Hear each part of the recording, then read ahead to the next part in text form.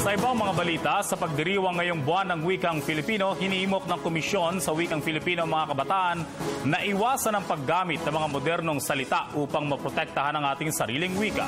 Si Sweden Velado para sa detalye.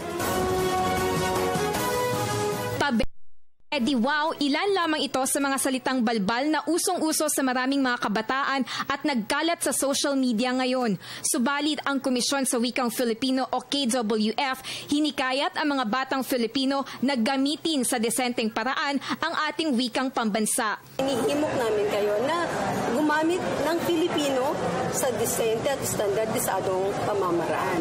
At para rin, madali ang inyong pagkatuto sa wikang Filipino pag nasa paaralan kayo. Dahil ang mga gamit ng balbal na salita, halimbawa, ay nakakaasagabal sa mabilisang pagkatuto ng wikang Filipino. Pagbibigay diin ni Commissioner Purificacion de Lima, ang wika ay sentral na elemento ng pagkakakilanlan ng isang bansa, kaya marapat lamang na ito'y mahalin at ipreserba.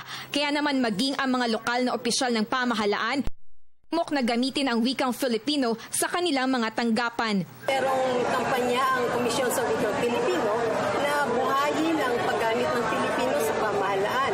Kung kaya't kami nagbibigay ng training sa mga ahensya ng pamahalaan at hinikayat na gamitin ang Filipino sa kanilang mga korespondensya at iba pang mga gawain. Samantala, kasabay ng pagdiriwang ng Buwan ng Wika, kinilala at ginawara ng parangal ng KWF ang kontribusyon ng mga piling individual na patuloy na nagtataguyod sa wikang Filipino sa iba't ibang larangan tulad ng musika at akademiya.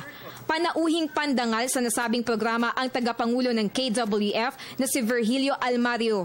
Sa ika-24 ng Agosto, ilulunsad ng Komisyon sa Wikang Filipino ang mga aklat ng bayan sa pambansang museo.